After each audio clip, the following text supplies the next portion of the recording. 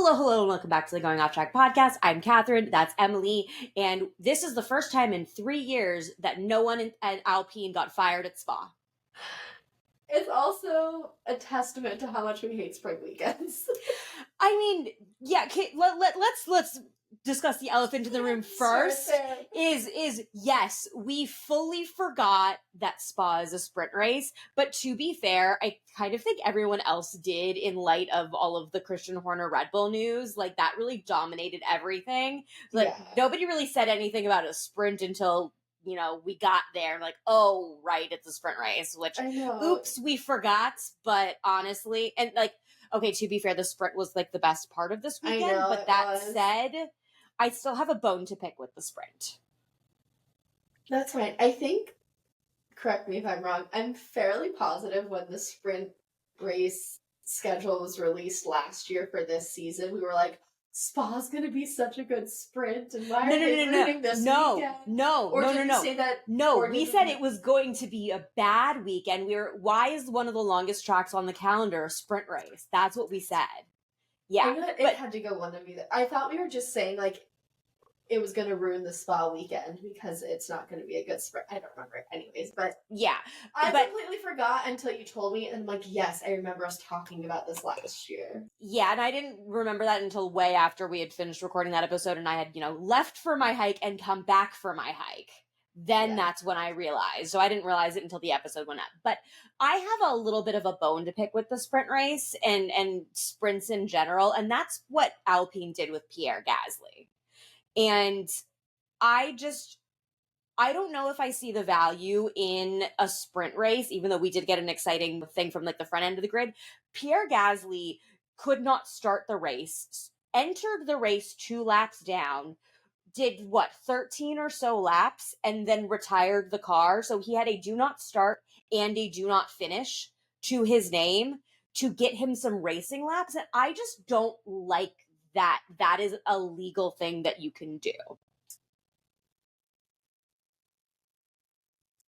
I mean, you could make the same argument, Kathryn, of people who are like down by 3 laps. Like, why don't they just retire the car if they're not? I don't think that there's a reason why you should retire the car when you're down 3 laps, because there's always a chance you can get unlapped if there's a safety car. So there's always an opportunity for that to happen. But I just feel like in the case of like, let's treat this, and I know that we've had many cases, especially, Checo Perez would treat most sprints as a practice session because he couldn't qualify out of a paper bag. But I don't like that if you can't start the race, then why are you allowed to participate in the race? And I know that that's like that's the issue I take. Started so late. I do agree there. Like, he can't help that he didn't finish, whatever. But it is weird that he couldn't start, that he was allowed to start. Agreed, that's weird, but I mean, nothing came of it. It doesn't matter. Right. No, potatoes. It's small potatoes in the grand scheme of things, but it made it feel weird to me, especially with just such a like, oh, sprints are better. The sprint was at 3:00 in the morning for me. I did not wake up to watch it live. So that's like, I just don't feel like it makes it doesn't look good for the justifications of we need more sprint races on the calendar. Well, we've had this conversation ad nauseum, right? Sprint race falls into the P3, and that was a really hard one to watch, or free practice, I say P3, whatever, same thing. Yeah. Third practice of the weekend, it's a hard time slot. They generally don't give, an exciting race experience. I will say, when we watched it in Miami, it was slightly interesting, but that's only because of weather. And if there wasn't weather, it wouldn't have been interesting. And there wasn't weather, and then there was, and then the weather became a problem. And that said, Max won the sprint race, and he pulled out 15 quality laps to keep ahead of Oscar and Lando, which is completely and totally unsustainable. But he made it work in basically the only way that Max Verstappen can, and gave new team principal, new Red Bull CEO, Laurent Mekies, his first victory with the team in his first race. Right. So I have a bone to pick with ESPN because the sprint was way too early for me, even though I'm 2 hours ahead of you. It was still too early for me. Yes. And I looked and I went to the sprint and I said view results table, and it kept pulling up the qualification, because quali was happening at the time. It kept pulling up quali results, and at the time, Albon was P1 and Sainz was P3. So I wake up and I go, oh, shit! Yeah. It kept doing it. So I'm like, it has to be real. And then I go to another source, obviously not trusting ESPN, and sure enough, that's not what happened. Oh gosh. But I was so excited and annoyed in the span of like 5 seconds. I was like, oh my god. And I was like, God dang it, this isn't real.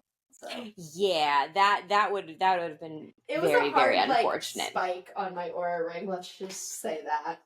Yeah, no, that was everything. But like honestly, the sprint was kind of the highlight. We had double points for Haas, Esteban Ocon P5, Ollie Behrman P7, and then the race happened. And I think you and I agree that there was 2 good things that came out of that race.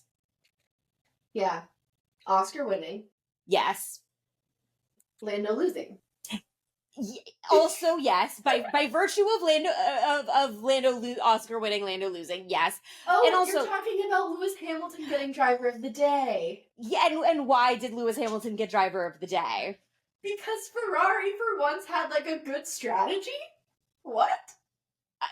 I am as shocked as anyone, because he was having a nightmare of a weekend. Both those sets of qualifying sessions, Lewis ended up struggling with the car. He's fully struggling. We know he's struggling. We're not. If anyone is surprised that Lewis Hamilton is struggling in the Ferrari, I don't know what planet you live on, unless you're just generally new to Formula One. If so, look at the history of champions who have driven for Ferrari and ended their careers driving for Ferrari.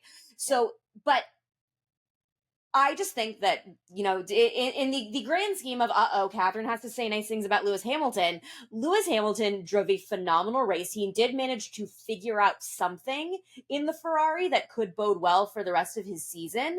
But starting from the pit lane and after, like, the absolute demoralizing weekend, it takes a champion driver in order to pull out the laps that he did, the overtakes that he did, even though he couldn't overtake Alex Albon. So, you know, it wasn't perfect, but it was still a phenomenal drive from Lewis. Right. And again, I want to emphasize like champion driver, because he pitted to get off inters a lap earlier than everybody else, which like helped him kind of make his way through the field faster, but he still had to make a lot of overtakes and still had to drive the car very well.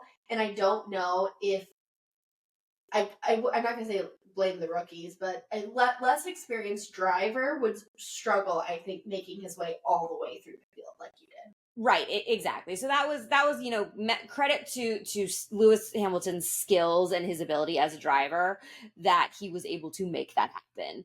And I also just, like, let's talk about Oscar's overtake on Lando at the first lap of the race, because that was a thing of beauty on a wet track that I don't think you would have seen from Oscar at any other point in his career than, you know, how he's been driving now. He's driving, not to say he's not a confident driver, but I think he's getting more comfortable with, like, competing with his teammate and, like, taking the win versus following team orders. Which there were no team orders. They don't have team orders anymore, whatever, all this BS. But at the end of the day, you have to be a smart driver of, do I take this risk and potentially ruin this for the team, or do I look after myself? I think he's turning into a more selfish driver, which I really like. Right, yeah. And just the way he was able to go about that and was just phenomenal. And then once he was ahead, he was just gone. And I think it also played into his favor with the way he was able to overtake so quickly at the beginning of the race, allowed him to establish himself as the lead driver, you know, for McLaren that day. And then the way that they had to, you know, negotiate pit stops with the crossover from wet to dry meant that McLaren had no choice but to favor him in a way that impacted Lando's race. And then, you know, Lando impacted his own race by going on a couple excursions. Yeah. Oops. But, and you're gonna have people pointing the finger and asterisking it like, oh, well, there was an issue with Lando's battery, and that's the only reason why he was overtaken by Oscar. But shit happens, so It is what it is. People DNF, people's cars catch on fire all the time, and you just have to deal with it. And Oscar took advantage, and he got it. So, yay, Oscar. Exactly. Yeah, so Oscar has pulled back up to 16 points ahead in the championship over Lando. The McLarens have the lion's share of points, and Max is a solid third right now at 185, followed by George at 157, which also Charles with 139 points and Lewis with 109 points in P5 and P6 respectively are the only other drivers with more than 100 points so far in the championship. Interesting.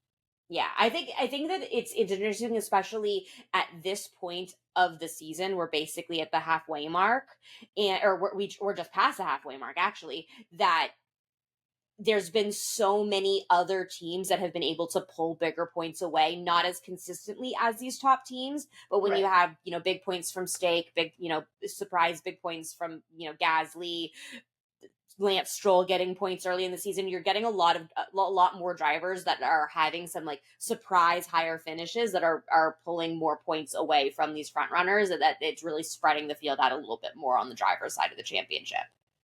Well, and I think, not necessarily the last few races, but I think we have more variety too, right? Like, let's look 2 seasons ago. It was the same podium. It was the Max show. It was the Max show, and then someone would end up on the podium with him, but it was pretty consistent.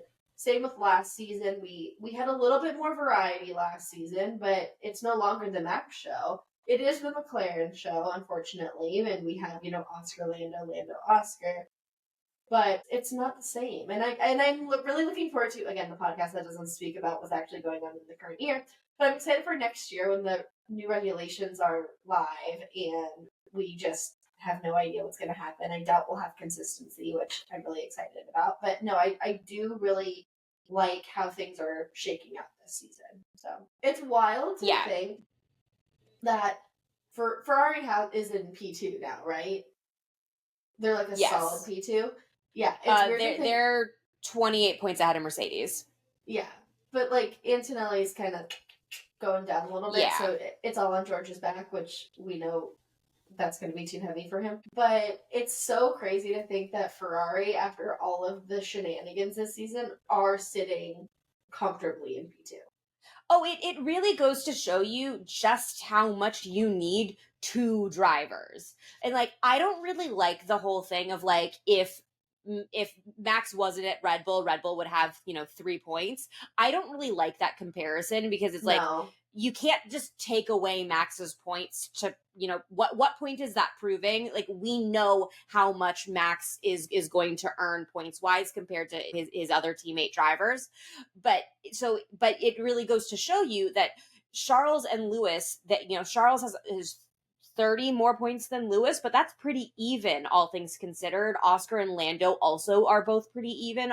Oscar's 266 points, Lando's 250. So it really goes to show you how valuable it is from the constructors' standings to have 2 drivers solidly giving you points week in and week out. And the 2023 season was really an aberration of the combination of Max's absurd amount of dominance and Checo had a couple good races where he did finish higher up in the points, but really Max was leagues ahead of everyone in Formula 1 at that time. Yeah. No, it is a team sport at the end of the day. Like, not one person can do all of the legwork.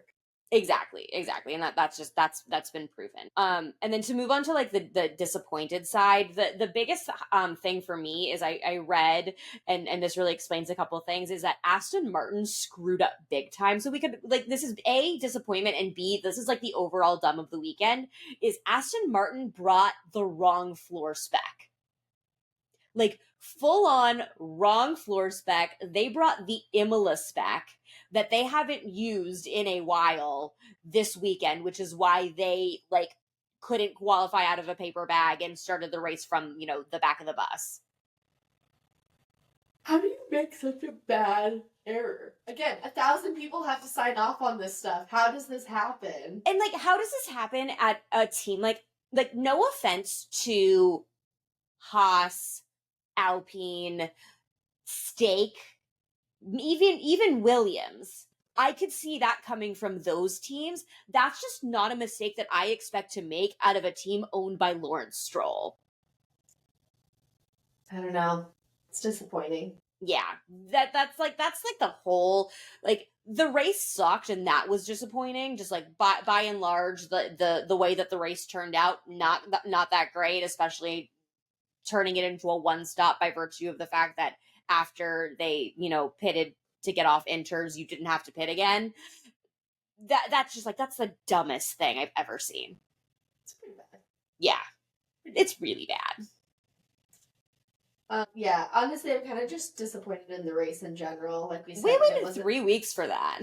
I know, and Spa's always a good race, and I just didn't get it, and I was sad. It's a little demoralizing, especially, we're about to go into the summer break after next weekend. But I will say that we did get, especially thanks to the sprint, we did get a very interesting point spread from the backside of the constructor standings. So Stake has pulled away from their tie with Racing Bulls. Or Racing Bulls, no. Racing Bulls was tied with Aston Martin, but Stake has pulled ahead. They have 43 points because Bortoletto scored this weekend. Hulk, unfortunately, could not replicate Hulk things. Racing Bulls now is 41 points for P7. Aston Martin is still at 36 points at P8. And Haas has 35 points in P9. So we're going to see a really tight battle from P6 through P9. And maybe if Alpine can fight their way out of a paper bag, they might throw themselves into the mix too. But I think it's going to be very interesting, especially seeing Stake so high up. Is Stake going to be able to maintain their position going through the back half of the season? I know, it'll be really interesting to see how things move, like 6 through 10 after the summer break. Yeah, because that's like we've talked about this before. This is millions of dollars in prize money. Like Stake shooting from, I think they were in P9 before Hulk's podium to be in P6 right now. That is millions of dollars in money if they can maintain P6, P7. It's money. It's, it's your wind tunnel allocation.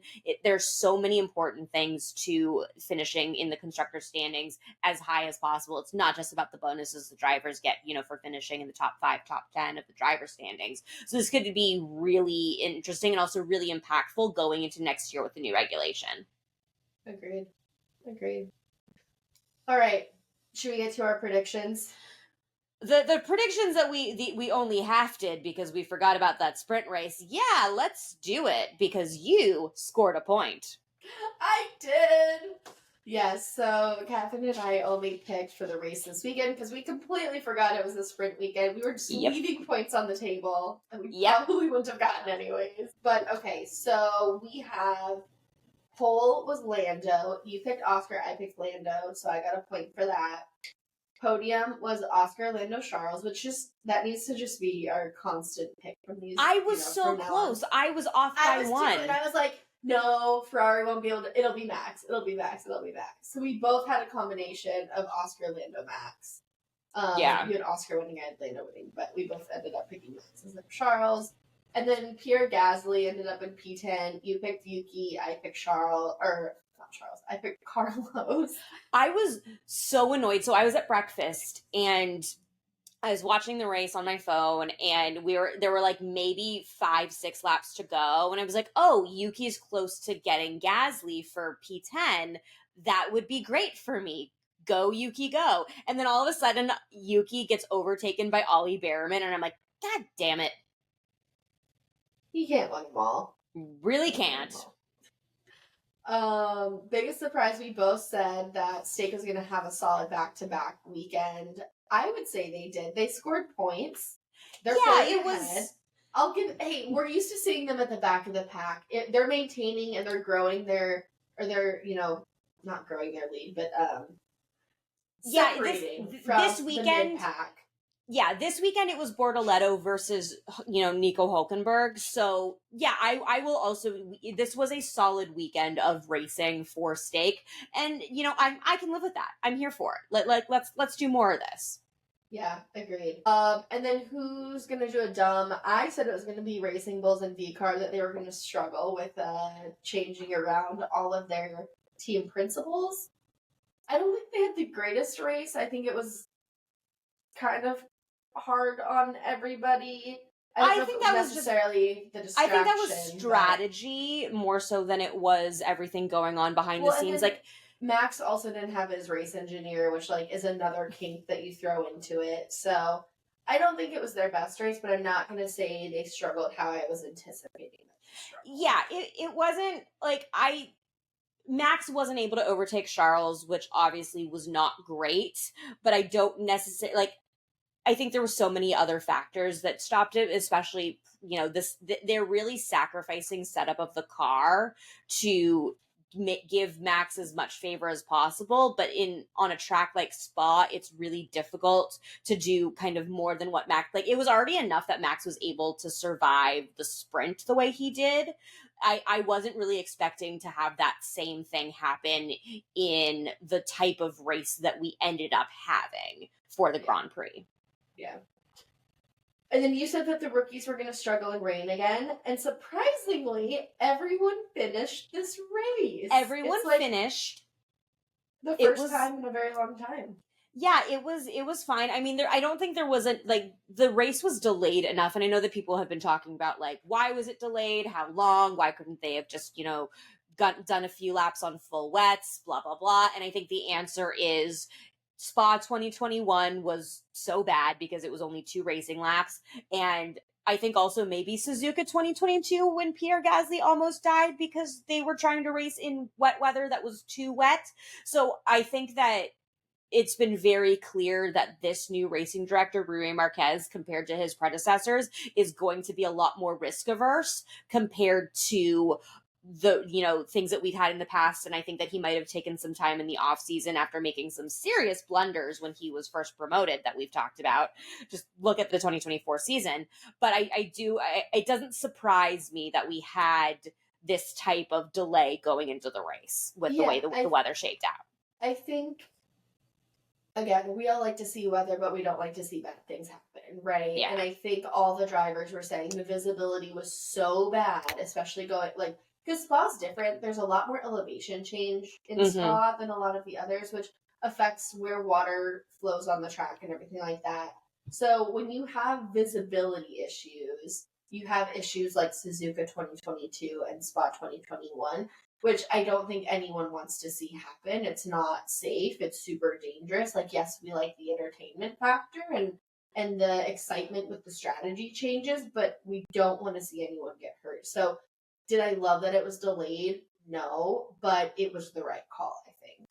Yeah, it was very much a situation of, we talked about this going into Silverstone. Do we like rain and wet weather races? Yes, but we want it to be enough to make it interesting, not to make it too dangerous. And The start of the race was just, it was too wet. And then unfortunately it led to a type of race where it dried out, the track dried out, and then we were just watching, you know, not much, the positions didn't really change in the top 10 very much, so we just watched a little bit of a parade, and then finally it was over and we can move on, and hopefully Hungary will give us a little bit more excitement. Yeah, so we'll see. Yeah. Speaking of Hungary, it's next week. We will have our predictions out on Thursday, which is super exciting. We get one more race before the summer break. Also, before we leave, I cannot go without my elderly senior dog trying to get up off the floor. Before we leave you guys for Hungary next week, I can't forget about my off-track moment.